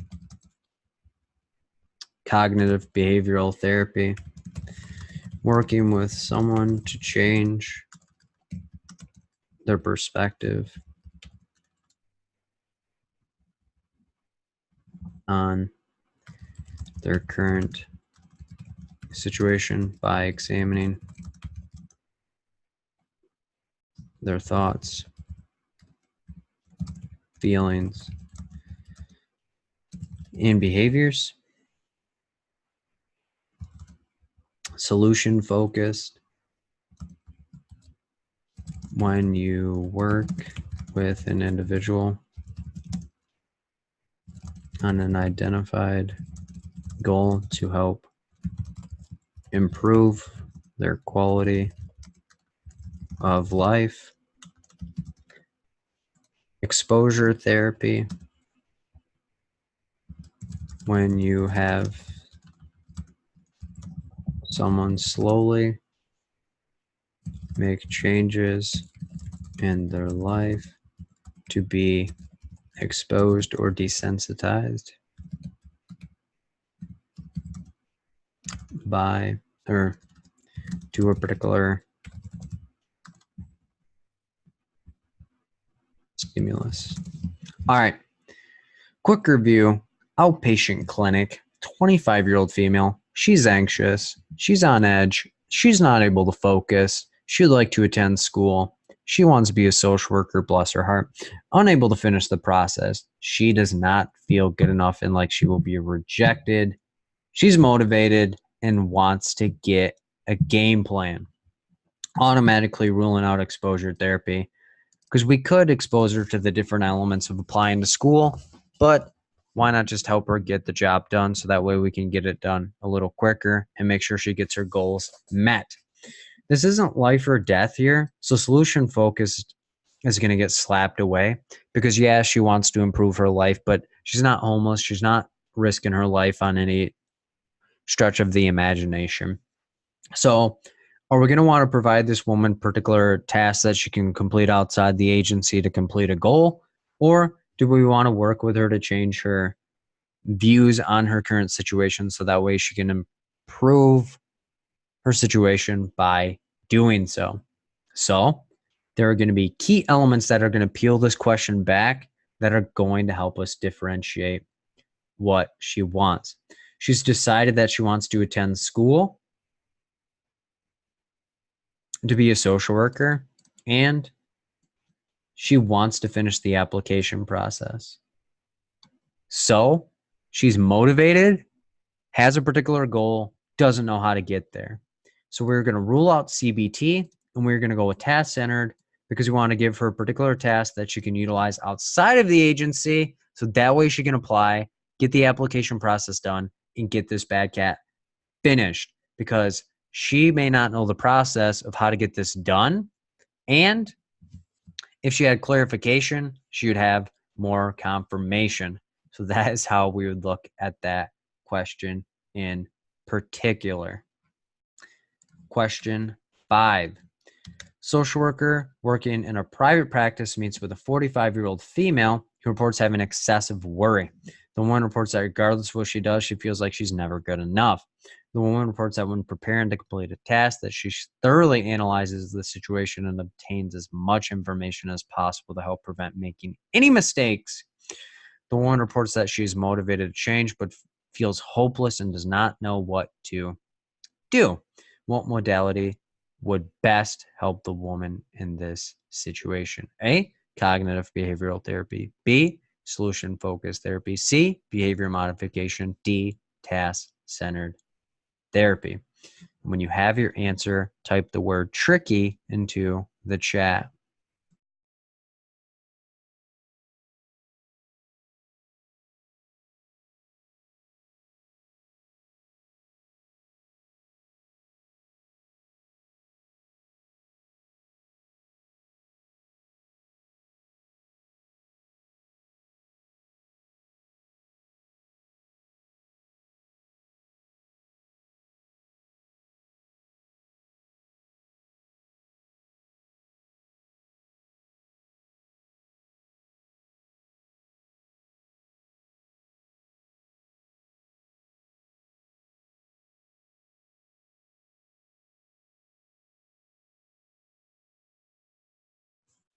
Opening the polls.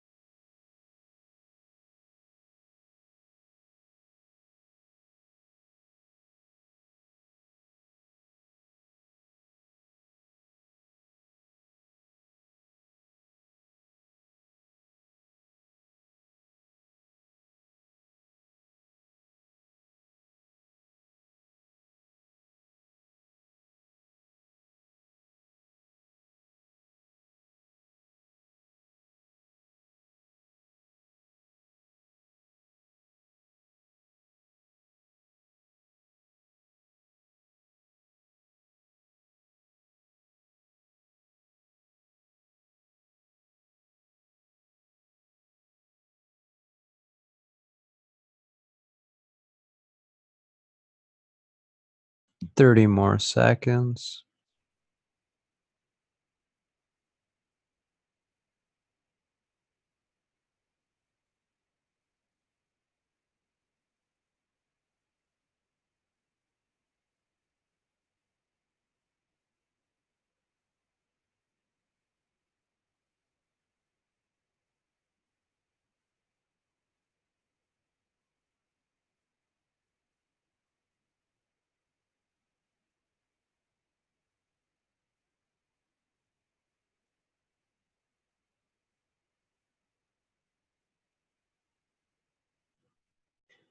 Slap on the polls shut. The majority think it is A.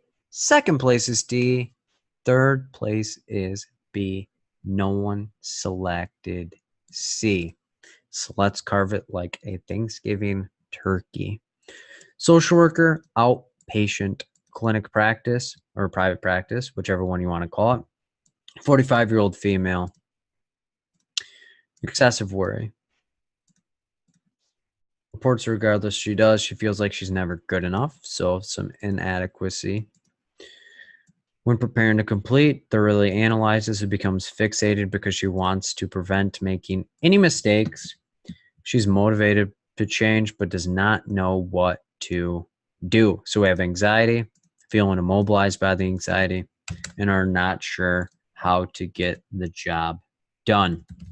So CBT, working with someone to change their perspective on their current situation by examining their thoughts, feelings, and behaviors. Solution focused, working with someone to come up with solutions to help improve their quality of life quickly. Behavior mod, working with someone to change an identified behavior by introducing reinforcements and or punishments. Task centered, working with a client or while working with someone to come up with a list of tasks to accomplish an identified goal outside of the agency. Quick review: private practice, 45-year-old, excessive worry. Regardless of what she does, she feels inadequate. Preparing to complete a task, she's thoroughly analyzing it. She doesn't want to make any mistakes. She's motivated, isn't really sure what to do. So, automatically going to throw a solution focused out. Why no quick quality of life improvements need to get done. Yes, she wants to improve her life, but it's not like she's homeless, life or death type situations. So automatically thrown to the side. We're going to do the same thing with behavioral mod because yes, we could help reinforce or punish the behaviors, but with someone with anxiety, probably not the best move because we're going to raise the anxiety that are they doing the situation particularly well? And if not, are they going to be punished or are they going to be rewarded in some way, shape, or form? So back to the dual between cognitive behavioral and task centered. So let's peel this one back. She feels like she's inadequate. She does not have a particular task at hand, though. She just says, in general, she's worried about everything. And when she's trying to complete a task, so she identifies a task, but doesn't say what she's trying to accomplish in general, but she's trying to prevent making any mistakes. She's motivated, isn't sure what to do, though. She doesn't have a particular guidance. She doesn't have anything that she's trying to accomplish. So we're automatically going to throw task-centered out the window because she doesn't have a goal. She's worried in general. She doesn't cite what she's trying to accomplish. And examining how her thoughts and behaviors impact her anxiety could definitely change her situation for the better. If we rechange how she feels like she's not good enough, what makes her not think that she's not good enough? Or if we want to see what does a mistake look like to you and what happens when people make a mistake. So that is how we would want to look at that one. So the difference between CBT and task-centered is task-centered. We have a particular goal at hand. CBT, it's just in general. So that is how we would look at that question in particular. Question 6. A social worker is working with a couple and their 10-year-old son who has been having outbursts of anger towards other children at school. Through discussion with the family, the social worker finds out that the parents have been arguing about money in front of their son and that the son often becomes included in the arguments. The husband reports that when he was a child, that his parents would do the same thing with him, so he does not see any issues with it. What should the social worker do next to help the family? A, provide information regarding Bowen's family therapy. B, provide information on structural family therapy. C, provide information on strategic family therapy. D, schedule individual therapy sessions for all of the family members involved. And when you have your answer, type courage in the chat.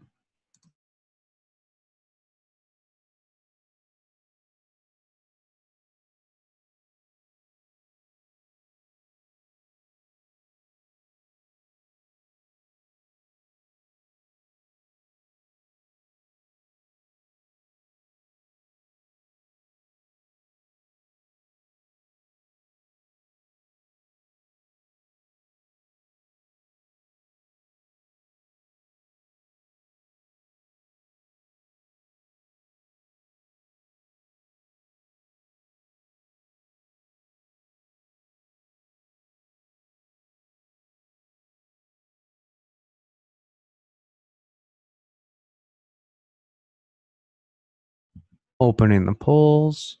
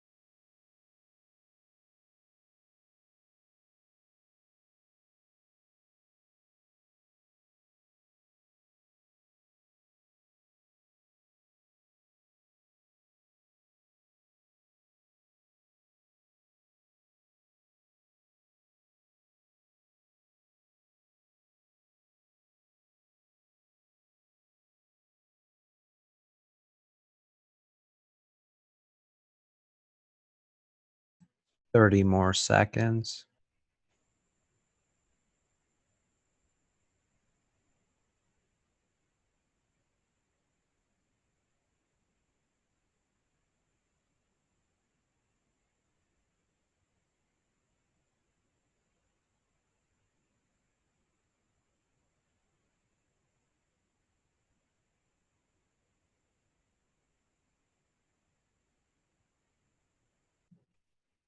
Slapping the poll shut. The majority think it is A. Second place is B. Third is C. Fourth place is D. Let's look at it. Social worker, couple, 10-year-old son, having outburst of anger towards other kids at school. The social worker finds out the parents have been arguing about money in front of their son. He's included in these arguments. The husband reports that when he was a child, his parents would do the same thing. He sees zero issues. So, peeling these things back, Bowen's family therapy is intergenerational. Transfer of behavior, ideas, and traditions. Structural is boundaries within a family and how they impact relationships. Strategic, we are going to be looking at a social worker working with a family to accomplish your particular goal outside of the agency. And then scheduling individual and family sessions, no explanation needed. Quick review. Couple, 10-year-old son, outburst of anger at school. The parents are arguing about money in front of the son. He is included in the arguments. Sounds like boundary issues to me. However, dad says, when I was a child, my parents would do the same thing. What's the big deal? So we're going to rule out separate in the family, because when it's a family, we don't need to separate them. There's no abuse, there's no neglect that we know of at this given time. Potentially considerations in the future, but that's not the focus of the question yet.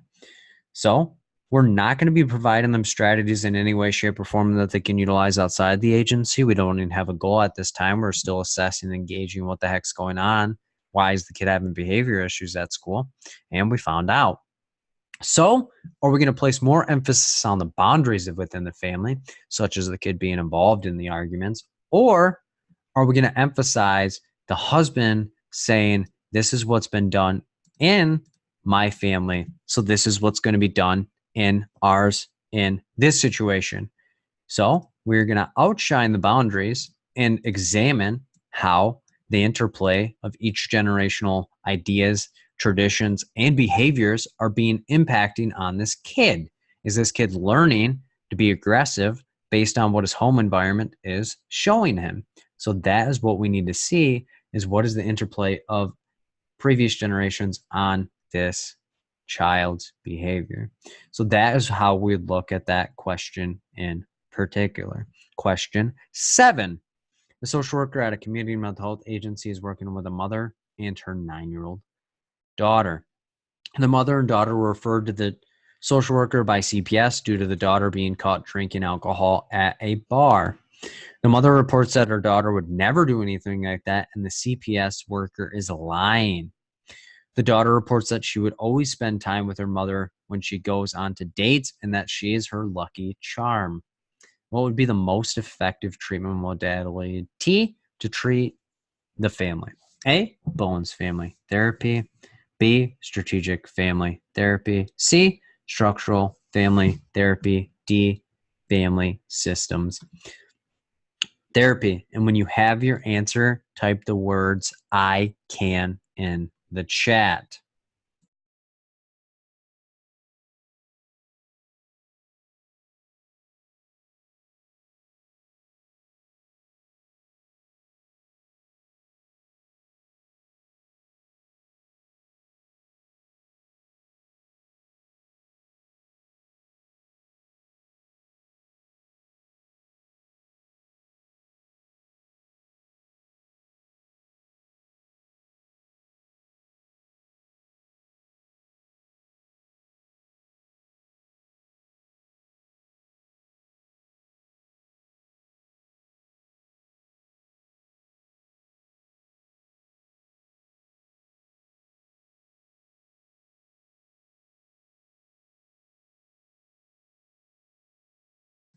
Opening the polls.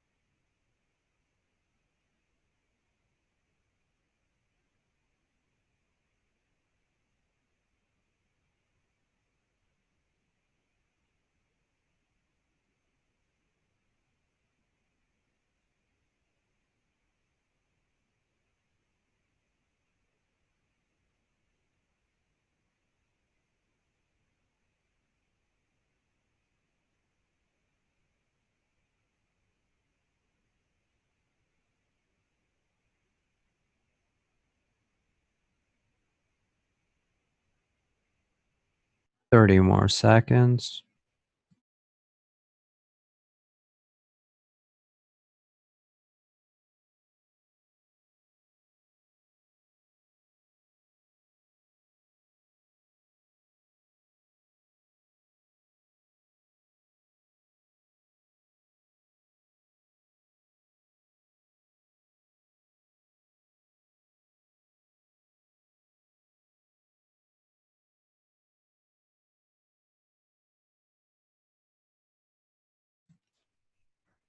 slapping the poll shut. The majority think it is C. Second place is B. Third is A. Fourth place is D. Let's look at it. Social worker, community mental health agency, mother, 9-year-old daughter. Mother and daughter referred to CPS due to daughter being caught drinking alcohol in a bar. And the mother reports daughter would never do anything. CPS is lying. Daughter reports she's always spends time with her mother and goes on dates. She's the lucky charm or the hook, line, and sinker. So Bowen's is intergenerational transmission of behaviors, thoughts, and traditions.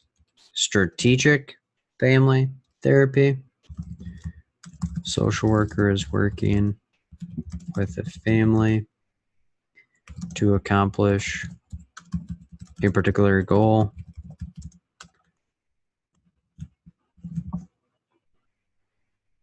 And then strategies are identified to promote quick change outside of the agency. Structural boundaries are examined and are determined how they impact interaction amongst family members and family systems is equivalent to Bowen's family. Well, let's put Bowen's. So, quick review: social worker, community mental health agency, mother, 9-year-old daughter, daughter referred by CPS. She's drinking alcohol at a bar. Mom says CPS is lying. Daughter says she always spends time with her mom and is her mom's good luck charm. So, yes, we're talking about multiple generations interacting here, but there's no things that the mom says this is what she did with her mother or anything along those lines. So we're immediately going to throw away Bowen's as well as family systems because they are interchangeable, because we're seeing different elements in different environmental situations impacting the family. So are we going to help this family come up with a lot of strategies to help them accomplish a particular goal? Or are we going to examine the boundaries and therefore the lack of boundaries in this, or the enmeshed interactions amongst mom and daughter? So in this particular question, there's no goal. Mom's denying responsibility. Daughter's like, this is just what we've always done. So we'll rule out strategic and focus on structural, because we need to restructure this family and have boundaries and expectations that a 9-year-old's not going to go into a bar and be drinking alcohol, because that's not what we need to be happening here. CPS rightfully referred them. So that is how we look at that question in particular. Question 8. An outpatient social worker is completing a home visit with a family of 5 that are seeking services to improve their relationship with each other. The family contains 2 parents, 14-year-old, a 10-year-old, and an 8-year-old. The parents report they do not feel like their children listen to them and they are not doing everything they can. The social worker utilizes circular questioning with the family to gather information. The social worker discovers that the children do not feel like their parents listen to them, so they feel like they need not listen to them. Social worker tells the family to stop listening to each other entirely for the next week. What family therapy intervention is the social worker most likely utilizing? A, Bowen's family therapy. B, strategic family therapy. C, structural. D, family systems therapy. And when you have your answer, type one thing that you're grateful for right now.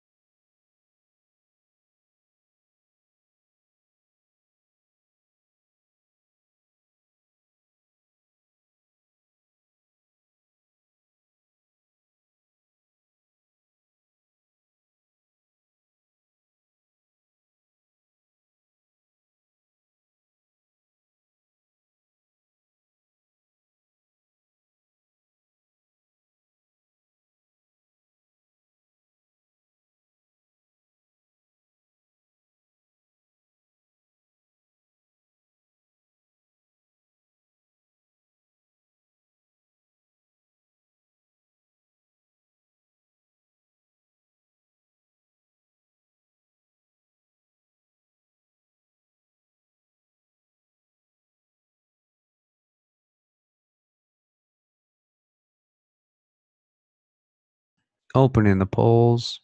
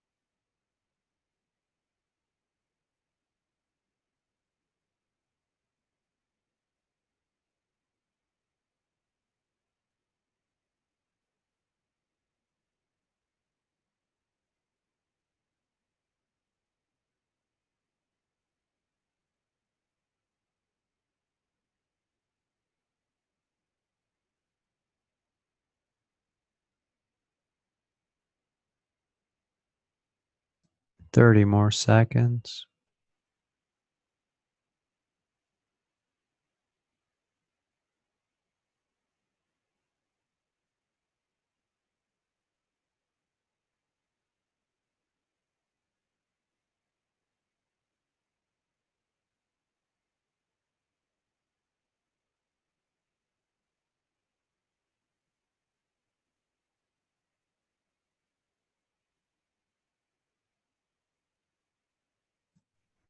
Slapping the poll shut. The majority think it is B. Second place is C. Third is D. No one entertained A. So let's peel this back. Outpatient social worker, home visit, 5 people, and they want to improve their relationship. So if we want to divide it out, outpatient social worker and completing a home visit. So there's 2 parents, 14-year-old, 10-year-old, 8-year-old.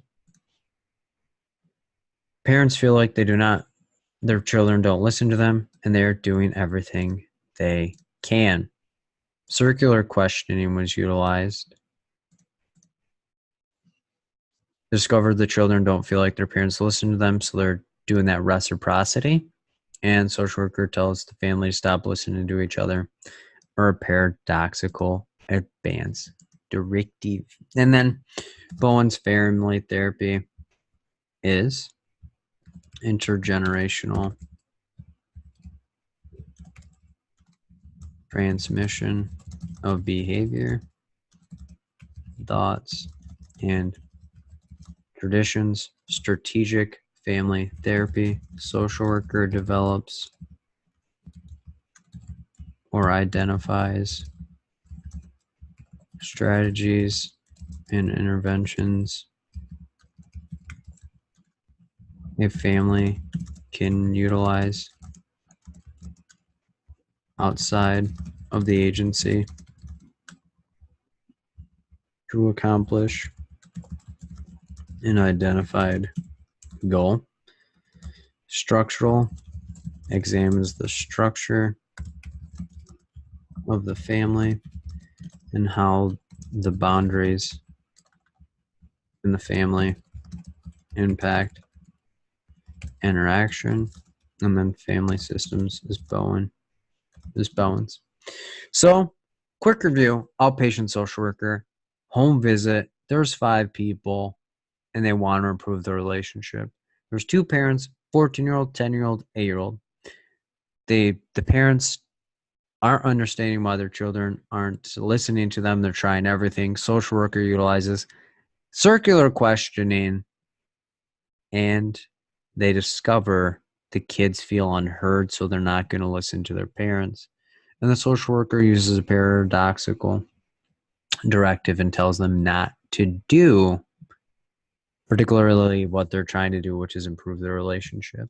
So we're automatically going to slap out Bowen's and family systems because, yes, there's multiple generations in this, and yes, they're doing the same behavior, but it's because they feel unheard. It's not that the parents aren't saying that they've done that in their family and that's how they feel that they should conduct themselves. It's just something that has happened to occur, and there's no boundaries here. And if anything, there's healthy boundaries of that mutual exchange and reciprocity and being able to communicate their needs to other people as well as get their needs met.